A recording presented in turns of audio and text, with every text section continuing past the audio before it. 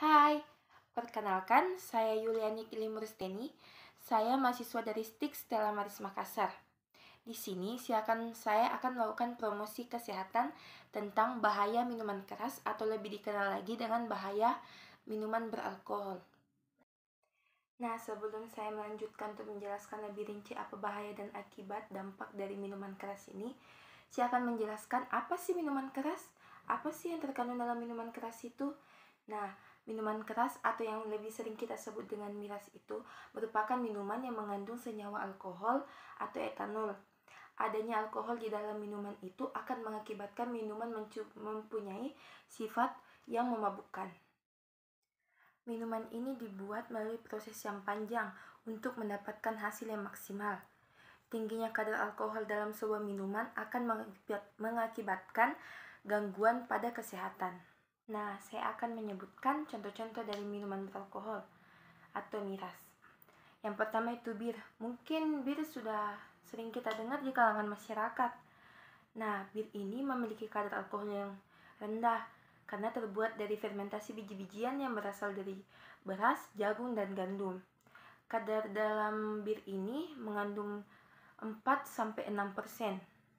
Kemudian rum, RUM. Kadar alkohol di dalam rum ini memiliki kadar alkohol 37,5%. Wah, lumayan besar juga ya. Yang ketiga, whisky. Whisky merupakan minuman yang berasal dari fermentasi jagung yang memiliki kadar alkohol 40 hingga 50%.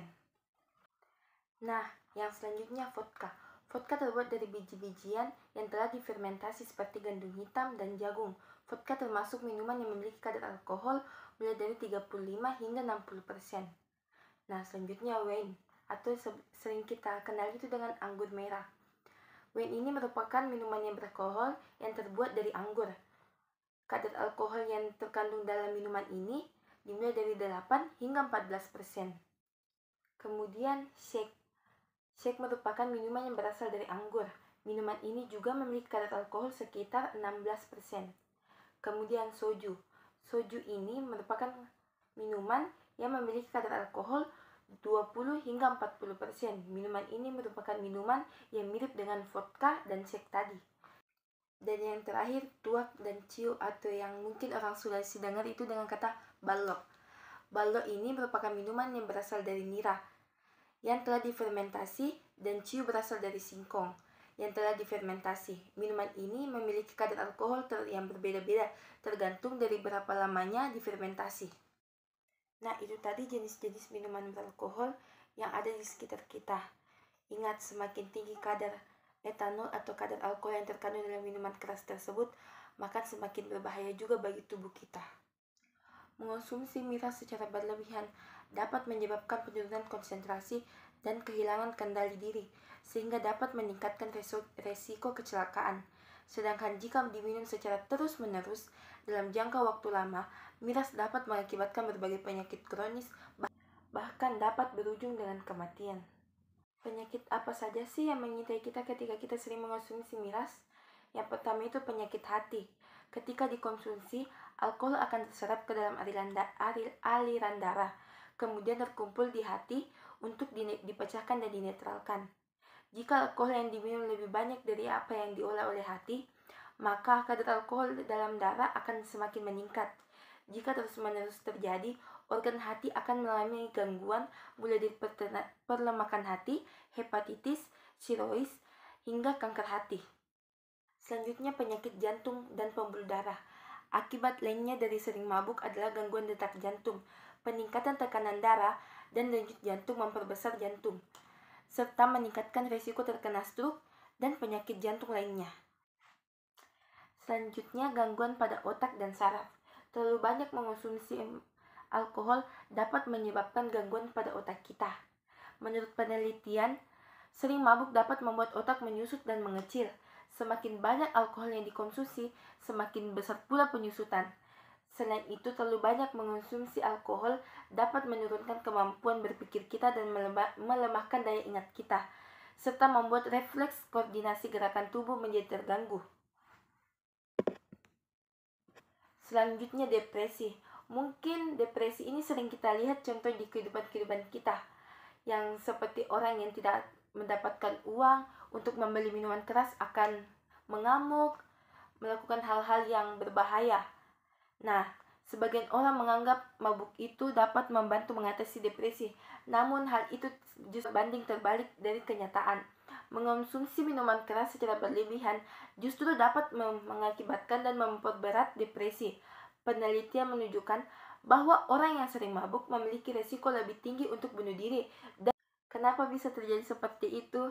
Nah, ketika Anda meminum minuman keras terlalu banyak, fungsi zat kimia otak yang mengatur mood akan terganggu sehingga muncullah gejala depresi itu. Nah, yang terakhir itu kecanduan alkohol. Sering mengonsumsi miras hingga mabuk juga dapat menyebabkan kecanduan. Meskipun menyadari bahayanya alkohol, orang kecanduan akan terus-menerus mengonsumsi minuman keras dan sulit untuk berhenti. Pada akhirnya kebiasaan tersebut akan berdampak pada kesehatan maupun kebiasaan kehidupan sehari-hari. Nah, selanjutnya di sini saya akan memberikan tips kepada kita yang mengalami kecanduan alkohol. Nah, yang pertama itu mencari support system. Dalam mengatasi kecanduan alkohol ini, kita sangat membutuhkan support system atau dukungan dari orang lain, sahabat, atau keluarga. Selain itu, kita juga perlu menjauhkan diri dari lingkaran sosial yang dapat menarik kita kembali kepada lingkungan meminum minuman keras. Nah, yang kedua itu menerapkan pola hidup sehat. Ya, seperti kebiasaan kita yang buruk ditinggalkan. Menerapkan pola hidup sehat itu seperti memakan makanan yang sehat, berolahraga, memakan makanan yang bergizi, menerapkan pola tidur yang baik, dan kebiasaan yang memudahkan Anda untuk mengatasi kecanduan alkohol. Jika Anda terlalu sering meminum minuman beralkohol, cobalah untuk menggantinya dengan minuman yang lebih sehat. Misalnya air putih, infus water, jus buah, atau teh. Nah, selanjutnya itu melakukan kegiatan positif. Untuk mengatasi keinginan mengonsumsi minuman beralkohol, kita dapat mengalihkan dengan melakukan kegiatan positif, melakukan hobi kita atau aktivitas yang kita sukai, seperti berkebun, memancing, atau membaca buku. Nah, ketika kita merasa stres dan ingin meminum minuman lagi alkohol, coba tenangkan pikiran kita dengan melakukan olahraga atau meditasi atau yoga. Cara-cara ini sangat efektif untuk stres atau kecanduan kita. Nah, selanjutnya ada pun cara-cara medis untuk mengatasi kecanduan alkohol. Yang pertama itu detoksifikasi. Detoksifikasi ini bertujuan untuk mengeluarkan alkohol dan zat beracun dari tubuh kita. Proses ini merupakan langkah penanganan pertama yang paling penting untuk bisa terlepas dari kecanduan alkohol. Nah, yang berikutnya itu konseling dan terapi perilaku. Program ini dapat membantu Anda untuk mempelajari cara mengatasi dorongan untuk kembali minum. Ada beberapa jenis terapi perilaku yang bisa membantu kita mengatasi kecanduan alkohol. Yang pertama itu perilaku kognitif. Ya, yang kedua itu konseling pernikahan dan keluarga untuk memperbaiki kemungkinan adanya masalah dalam keluarga kita sehingga ada dorongan untuk meminum kembali minuman tersebut. Nah, yang selanjutnya itu obat-obatan. Ada beberapa jenis obat medis yang dapat digunakan untuk mengatasi kecanduan alkohol. Yang pertama itu disulfiram. Jenis obat ini dapat memberikan efek rasa sakit pada tubuh pada saat dikonsumsinya minuman alkohol, sehingga menurunkan keinginan untuk meminum minuman tersebut lagi. Yang kedua itu asam prostat.